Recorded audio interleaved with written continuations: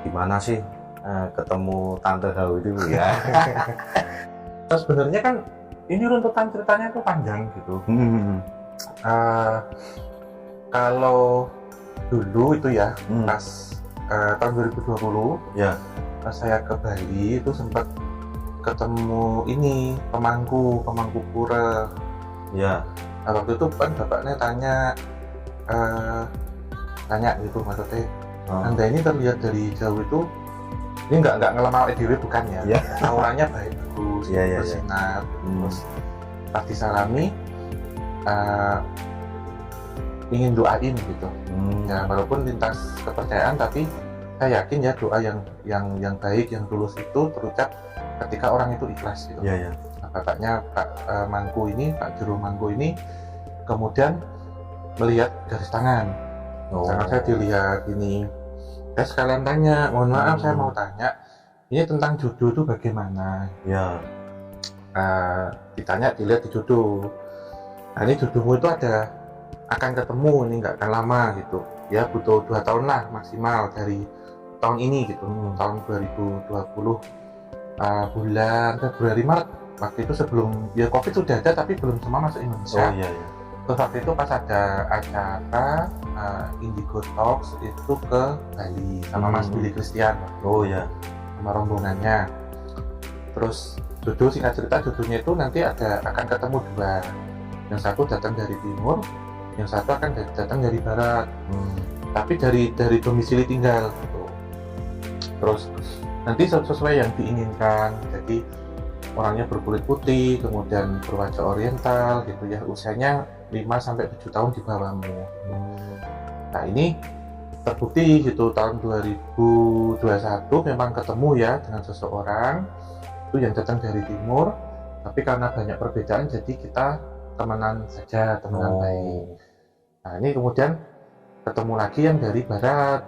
Nah barat ini tak pikir kan dari Jakarta waktu itu ke Bandung atau mana, ternyata bukan gitu. Tapi memang penggambaran secara fisiknya itu sudah dapat lama gitu, terutama tiap malam. Jadi tempat waktu itu ada teman juga dari Indramayu, Mbak Nining, waktu itu pun juga cerita gitu, nanti ketemunya di akhir tahun, terus orangnya putih gitu, langsing, beratnya ideal lah gitu, cantik gitu, dan berdua ini adalah jawaban dari doa masing-masing. Nah ini ceritanya sebenarnya Mbak Nining itu bilang kalau itu ini rumahnya ataupun aslinya itu tidak jauh dari Jogja, tapi tinggalnya di barat.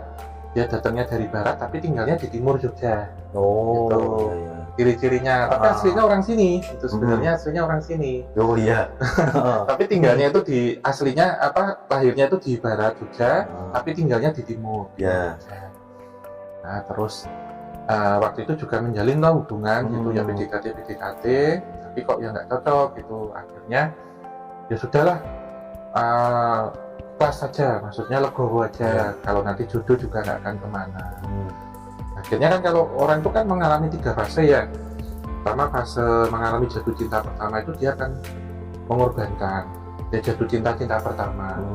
Yang fase kedua itu fase tersakiti. Jadi tersakiti di sini mungkin cintanya kandas, dikhianati, atau ngejar seseorang yang dia ternyata orang itu nggak suka, kita tepuk sebelah tangan.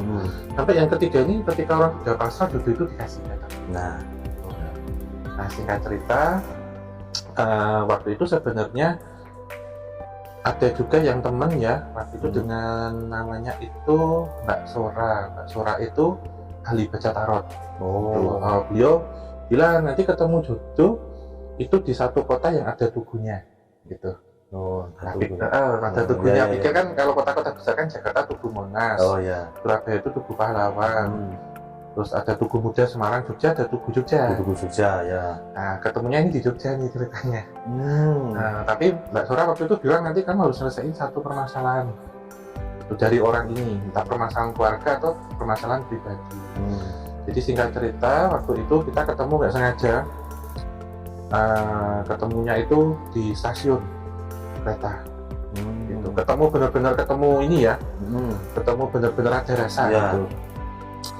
Jadi saya membantu satu hal gitu ya yang tidak bisa disebut di Ya, sini. ya. Jadi membantu tentang sesuatu hal, dan dari ketemu pertama itu udah rasanya udah beda.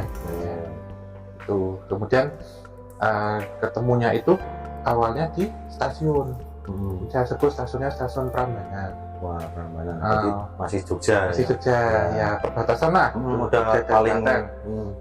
timur. Terus ketemu waktu itu pas hujan, dia mau pulang ke kota dekat dari Jogja, yaitu mau pulang ke Solo waktu Ya. itu.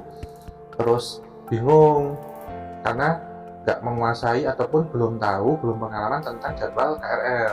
Ya. Ya akhirnya ngobrol-ngobrol, terus dibantu ya, tak bantu waktu itu beli KMT namanya, kartu multi trip, terus tak bantu itu diisi itu apa namanya di top up. Ya. Nah, dari top up ini tak ceritain ini jadwal kereta terakhir. Dari itu kemudian bilang makasih. Terus dia duduk nunggu kereta karena masih hujan, akhirnya tak tunggu juga barengan. Nah dari itu ngobrol-ngobrol ternyata dia interest tentang kereta api. Terus yaudah deh, ini biar nanti bisa janjian lagi gitu ya, tukeran nomor kontak. Terus tak kirimi jadwal kereta. Ya. Jadwal kereta. Nah terus kemudian kita janjian lagi, intinya ngobrol-ngobrol. Terus akhirnya ada waktu luang, tak belikan tiket kereta Joglo Semarang. Jadi itu dari Solo turun Solo lagi muter ngelop. Ngelop. Jadi waktu itu berkata justru jadiannya itu di kereta api. Itu malah waktu trip itu ya. Waktu itu, dan masih ingat waktu itu diterimanya itu di sekitaran Pantai Jodo. Nah, Pantai Jodo ini di Batang dekat sama Lasroba. Ya. Di situ. Nah terus setelah itu akhirnya kenal-kenalan, datang ke rumah ke sini, duduknya di sini sama keluarganya. Jadi sama adiknya sama ibunya ngobrol. Jadi katanya ibu kita itu duduknya datang langsung ke rumah gitu. Datang langsung ke rumah, terus foto-foto gini ngobrol. Akhirnya main ke tempatnya, ke rumahnya, main ke sana. Terus sampai akhirnya itu kalau kan kerjaannya kan ada liburnya nggak setiap hari, nggak weekend. Pernah kita naik kereta lagi, tak jemput di dekat stasiun ini di daerah Ceper di Klaten. Terus kita kulineran lah waktu itu di Haja Salamah gitu. Kita kulineran nyari Garangasem. Nah kok ini ternyata cocok juga soal makanan. Gitu ngobrol-ngobrol, terus akhirnya main ke Jogja karena dari luar kota ya, terlalu malam, izinkan nginep sama ibu saya, jadi sama ibu kita maksudnya. Jangan cuma saya, langsung kita juga. Ya jadi dari sini sebenarnya vibrasinya sudah terasa. Jadi berbeda. Dan satu-satunya ya dulu kan mantan juga ada, teman perempuan juga ada. Ini yang langsung diterima oleh keluarga. Nah, dari ini kemudian ngobrol-ngobrol, kita sering jalan. Intinya kalau selama ini kan mungkin yang ingin dekat dengan saya ya itu kan banyak terus, tapi kebanyakan hanya iseng-iseng berhadiah dan vibrasinya itu kan nggak biasa ya. Nah ini sesuai dengan yang apa kita pikirkan, jadi kita ke arah jenjang serius gitu, arah jenjang serius. Kemudian kita ngobrol terus, kita dekat-dekat terus, akhirnya dia pun punya teman-teman yang indigo juga bilang ternyata memang kita ada keterikatan jodoh di masa lampau. Nah ini kalau kita flashback, memang di tahun 2019 waktu ke Hiroshima waktu itu, saya memang menemui seorang perempuan yang mukanya mirip. Jadi Tante Hao itu nggak ke arah ke Chinese ya, tapi lebih ke Japanese, muka Jepang, yang mukanya, kulitnya gitu cepat banget ya. Katanya dia sebelum cerita itu bilang kalau dulu punya suami yang akhirnya dia harus pergi karena perang, terus nggak pernah pulang gitu. Dan suaminya ini bilang kalau kita tidak bisa ketemu di kehidupan sekarang, kita ketemu di kehidupan yang akan datang. Ini kasarannya ya mungkin di kepercayaan kita kan nggak ada reinkarnasi itu ya. tapi ini mungkin apa ya dibilang tuh korinnya lah, korin dari beliau-beliau ini Ya, yang dulu. kemudian terlahir di kita ataupun ikut lahir di kita terus masih tergelar sebuah memori Ya. itu Mas Pur Ya. yang singkat tadi panjang lah ceritanya gitu. Ya. Nah, berarti kan sebelum bertemu ya mungkin udah banyak apa ya kayak diramal ya. Iya ya termasuk gambarannya itu sangat jelas. Maksudnya saya tanya ke dia pun setiap malam juga mendapatkan bayangan kayak dejavu kalau sekarang. Oh ya. Jadi bayangannya itu melihat bayanganku gitu ya. Itu sosoknya masih secara fisik tapi mukanya nggak kelihatan. Bahkan ini ketika saya tinggal di luar kota sekarang ya dia itu bahkan dia melihat bayangannya itu di situ ada mobil putih terparkir gitu. Aktivitas saya kalau pagi pakai sarung atasan pakai jilbab atau pakai apa kaos putih itu terlihat dengan jelas gitu. Dan ini sebenarnya sudah tahu itu dari tahun 2019 jadi ini kan tapi menurutnya kan mustahil ya untuk ketemu gitu, tapi ternyata semesta mempertemukan dan ketemunya ya di stasiun gitu. Ya. Jadi kalau di Jogja ya stasiunnya pertama ketemu memang di Prambanan tapi sering nganter sering cepat gitu. Oh iya, deket sama rumah. Iya. Nah itu berarti malah apa ya? Nembaknya itu sambil nyanur kereta itu. Dan itu pas di Pantai Jodoh waktu itu. Nah ini sebenarnya seperti yang kalau live ya, live itu sering saya keceplosan waktu itu ngomong kita nggak perlu waktu lama untuk bertindak. Ya itu yang serius kan. Waktu itu setelah menjalin hubungan beberapa bulan, akhirnya setelah saya jemput ya saya sama gue kita iseng-iseng jalan aja. Terlihat dia bisa bikin anak-anak. wah itu. Jadi dua-duanya ini sebenarnya baik saya untuk dia itu tipe yang gini, yang susah untuk menerima ya, untuk membuka hati. Tapi pas untuk ini itu ya semuanya lancar, masuk restu orang tua, jalannya semua diberi kelancaran ya walaupun ada sindrom pranikah itu wajar ya, karena kan banyak setan yang menggoda kan ini sudah terlanjur.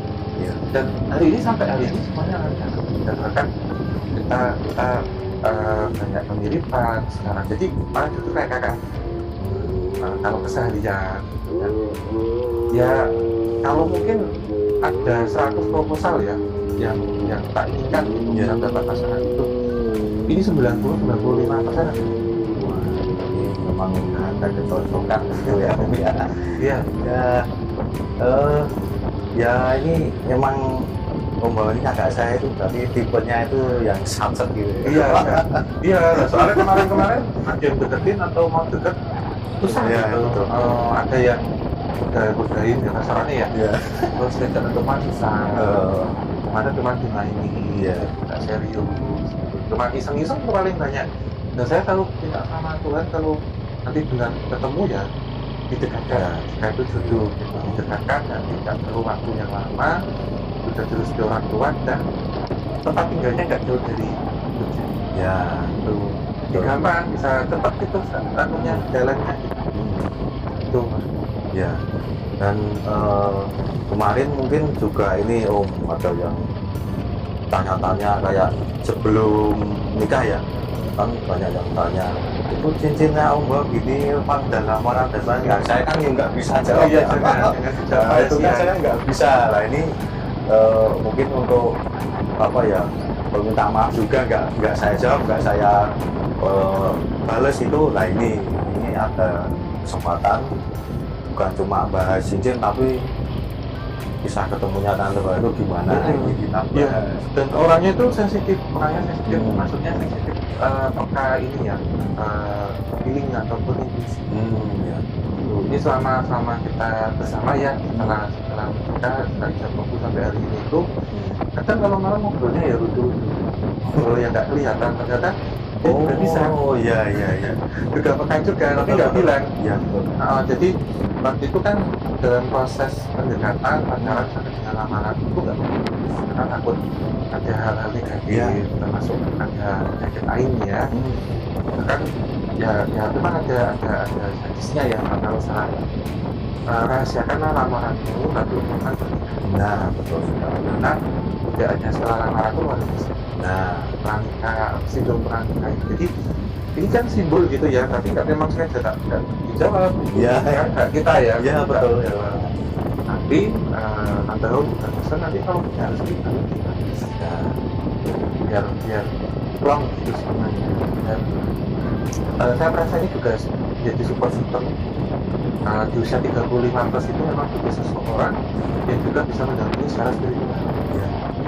Jadi terkadang melihat ya apa yang saya lihat dia tidak lihat dan sebaliknya, termasuk misal sedang sakit apa, rasa di dada itu dia untuk rasa bertanya gitu, misalnya masih sakit apa gini, terus misal ada entitas apa yang ikuti yang terlihat gitu, nggak tahu.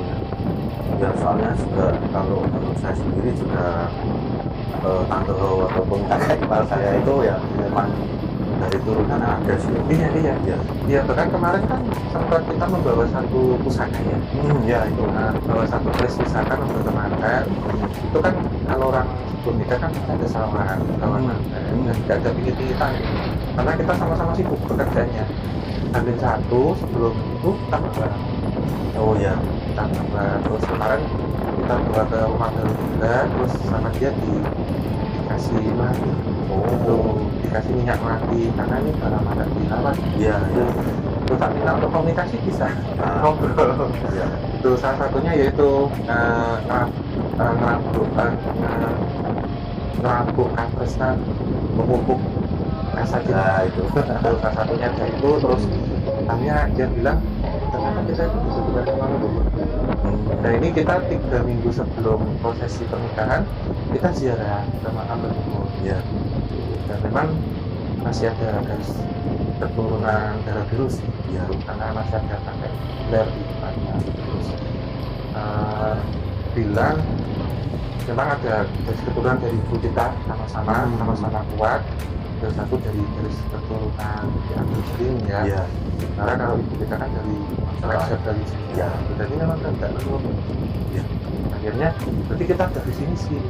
Jadi kalau punya keturunan, punya anak ini ada visi misi. Nah, Jadi ya udah kita anggap ini partner hidup, dalam hidup, nanti kita punya visi misi, kita harus berempat. Ya. Kalau ngobrol malamnya tapi ngobrol komunikasi sama Chris dia. Ya, sama yang itu ya. Ngobrol sama Chris terus kan banyak kita ini gitu. Ya. Nah, mungkin kalau ya nanti beberapa pertanyaan sih kalau boleh dijawab, kalau enggak gitu aja ya. Iya. Dan ini kan ya mungkin beberapa saya sudah tahu ya enggak, tapi Iya. kan saya mewakili teman-teman yang ingin tahu gitu ya. Mungkin kalau berkenan ya ini disepil sedikit, mungkin kalau Tante Ho itu pekerjaannya apa sih sehari-hari itu? Iya, pekerjaannya di bidang medis atau paramedis di salah satu rumah sakit pemerintah yang ada di kota Surakarta. Nah, itu karena kemarin kan juga banyak yang spekulasi, bahkan ada juga kemarin itu yang ini yang mbaknya Jakarta itu ya, itu bukan. Itu teman-teman Itu ya, itu kayak apa ya kan? Iya, Mbaknya itu ya. kayak teman. Jadi dia juga bisa ini menyembuhin sesuatu juga. Tuh, kadang kalau pas nggak enak badan atau apa ya ini secara medis juga medis bisa sembuh terus. Kemarin tanya garis tangan dikerja sama dia tangan juga. iya gitu. Jadi kalau malam ngobrolnya kalau tidur Iya. itu Ya memang kalau saya mungkin non medis belum ya, tapi kemarin kalau medis itu juga kayak Mbak nggak enak badan ini apa ya, obatnya itu dikasih dibelikan gitu. Ini kalau medis emang karena memang di sebagai paramedis. ya paramedis. Ternyata kalau yang non medis mas saya belum tahu ya kalau bisa. Iya kan kita ngobrolnya malam situ malam ada sosok perempuan apa di atas itu tak bilangin hantu sugesti. Iya. Sekarang kan kemarin tempat kita karena rumah baru ya, belum komplit gitu. Oh ya. Kita belum pasang tirai. Jadi kalau tidur di malam kalau dari kamar kelihatan sosok-sosoknya. Itu terus sekarang sudah dipasang tirai. Jadi Korden. belum ada kode dari jendela itu kelihatan ya apa yang di Itu lucu mas. Ya, Aku ya, kalau ya. malam ngobrolnya nggak kelihatan gitu. Ya. betul betul. Nah, jadi mungkin ya memang dari leluhur udah apa ya udah kecocokan lah Om ya, karena memang juga beberapa lah saya juga tahu nih kakak saya itu memang banyak deket dan gak jadi atau apa itu beberapa itu sebenarnya banyak ya yang gak tertentu, dan akhirnya kemarin itu ya mungkin sedikit ini juga jadi nggak perlu waktu lama ya kemarin Iya. ya Om ya. Nggak perlu waktu lama untuk ini sinkronisasi. Iya, berarti berapa bulan 3 pun berapa itu ya malah mantap. Nah, itu nggak perlu pacaran yang bertahun-tahun ya. Iya, iya, dan kita frekuensinya sering ketemu gitu. Hmm. Frekuensinya sering ketemu karena tinggal di satu kota yang ya 1 jam aja perjalanan cukup ya sampai. Terus ya ngalir kan. Justru pacarannya itu setelah nikah saya terasa sekarang. Terus satu orang yang saya kagumi dari ibadahnya juga bagus, kemudian sholat dan terjaga, terus kemudian menjaga kehormatannya itu paling penting. Bahkan waktu menikah saya hanya untuk saya, termasuk saya hanya untuk istri saya. Jadi ini perspektif yang saya ingat, satu perspektif yang pernah saya ingat dulu. Terus ya setiap hari memang ada doa saat kita berdoa akan mana dan close saja, maksudnya nggak terlalu ambisius itu ya, kalau itu ya kita kan dipersatukan dan kita jalani itu seharusnya ya dan satu tipe orang yang mau belajar ini merasa kurang terus gitu, akhirnya yang saya inginkan itu ada yang bisa masak sebenarnya, bisa nyetir mobil ya tuh, jadi ya semuanya ada lah. Dan juga apa ya support juga ya ke kerjaannya. Iya sangat support sekali dan nggak masalah gitu Ya. pas suka dengan kerjaan seperti ini karena fleksibel, karena dia sendiri kan meningkat di bidang bisnis kita, jadi ya nggak sampai Ya, betul. Padahal kan ya bisa dikatakan sering ditinggal atau tanggung jawab dan apa kan ke berapa ya harus pergi lama gitu, tetapi juga nggak ada keberatan gitu ya. iya dan selalu saya minta untuk memonitor ini. Bisa nanti saya sudah ada harian apa nanti sudah